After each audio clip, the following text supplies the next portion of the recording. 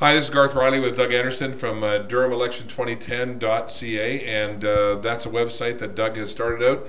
Thought it was a great idea. We got together. It's like the Reese's peanut butter story. You got peanut butter on my chocolate, chocolate on his peanut butter, and then we started this whole thing. Anyway, sure, yeah. Boy, look at the enthusiasm on you. All right. So, anyways, we have some candidates here. We have Kevin Ashe running for Pickering. We have Nick Post who's running in Oshawa, and Garth Atkinson running in Pickering, and Amy England running in Oshawa. And we're just running off of the mouth. So that's what we do here.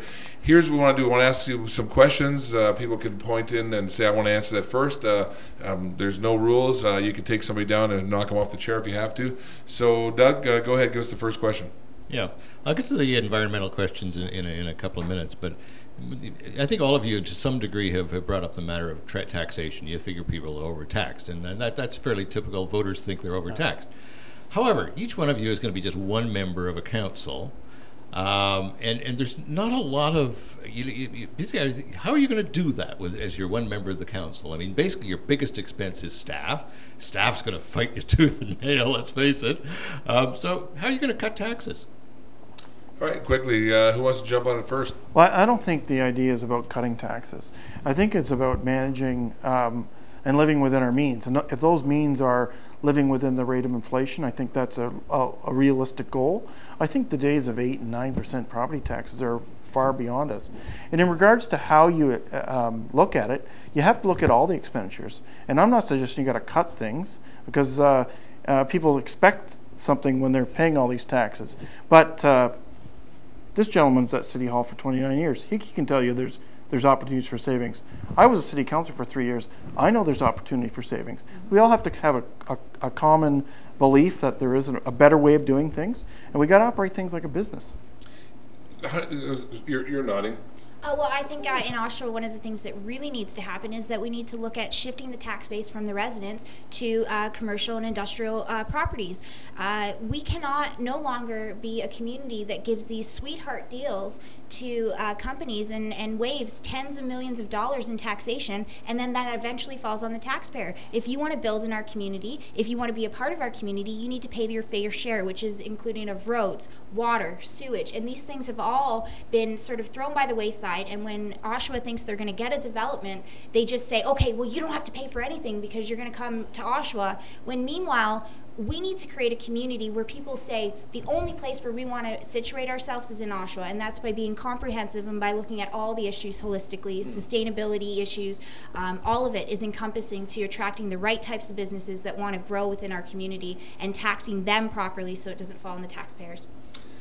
Well, it's interesting that it's a good platform with strategy as a single councillor. Well, I can tell you I was chair of a committee with 24 members, and I was able to accomplish things. It's about being respectful. It's about getting your point across and picking things that you're passionate about. Don't pick an issue that you don't really care for. There's going to be someone else on council that's going to have their issue that they're passionate about, and you need to find those people that have similar passions as you, and you need to meet them where they are, and then you need to discuss things. I mean, have coffee with them. Don't ambush them on the floor. You need to make sure that you're lobbying and talking to people on a regular basis and developing relationships with them so that you can make the decisions you need to and have the support. I also think that how many years? First of all, you were employed by the city of Oshawa for 29 years. So you've seen lots.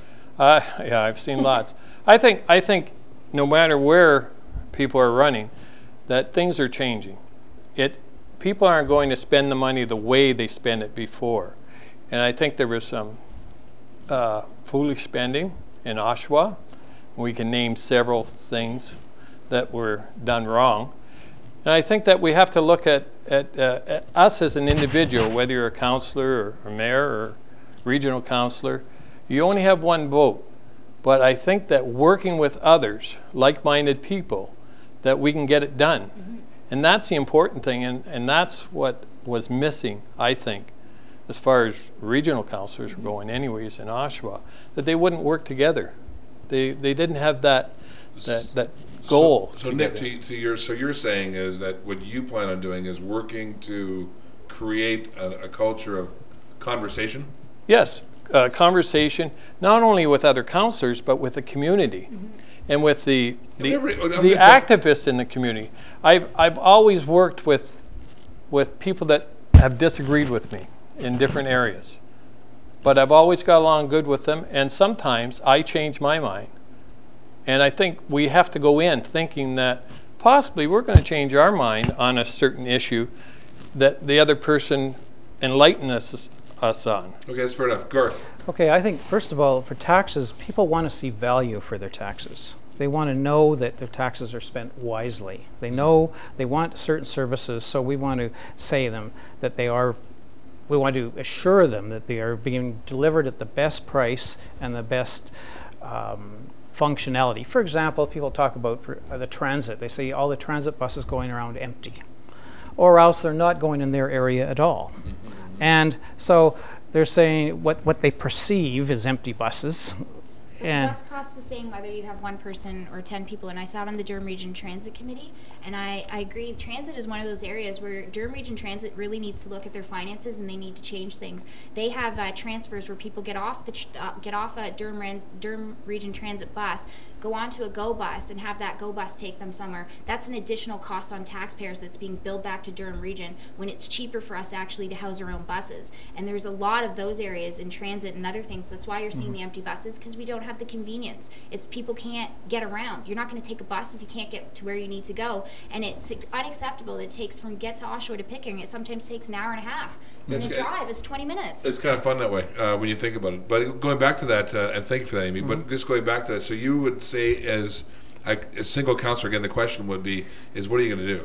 What can we expect from you when you're finally sitting in that chair? Well, we're looking at the expenditure and say, is there a value to it? And explain the value to our constituents, and they can decide, is it worth it? Are you happy with this service? Or perhaps we should stop this route, or you know, if the road is not going to deliver satisfaction, let's remove it. Yeah. The other, Pickering has a lot of land to it. We've got a lot of land just north of the Pickering power plant that is vacant for industry, and we really need to push that and promote it, because that's ideal property for industry, and industry is a great tax base. Oh yeah, okay. We want that tax revenue to offset our taxes. This is something that came up in our last session with the previous candidates, and the question at that point was, we have got industrial land coming out our yin-yangs, and basically half of it's empty. So adding more to that mix is not going to accomplish anything other than you're going to have more empty land. Now, as Amy said, we need to attract this business, but you know, I'm wondering whether that's realistic. I mean, basically, we have Mississauga and other communities who do a lot of subsidizing in order to attract business, and Durham Region isn't doing it because they want to keep their taxes down, supposedly, and various other things. This is an issue. Everybody wants to increase the industrial tax base, but nobody seems to know how to do it. And this has been going on for 30, 35, 40 years. Let's do this. Let's do this right now. Why don't we head off the break, and we'll come back and let's do one segment on that. Okay. Like, sure. You with the microphone again. Yeah, right. It's like waving it around again. Hey, it's over here. How you doing? Come on, man. It's low tech. Got to pass it over. I'm Elvis. All right, we'll be right back, and we're going to be talking about how are they going to get the tax base to increase when we need more industrial here. And according to one of our people here says, well, we don't want to give them any favors. Well, how are we going to get them here? You put words in my mouth. Yeah, whatever. I'll be right back. Okay. Come on. Fair enough.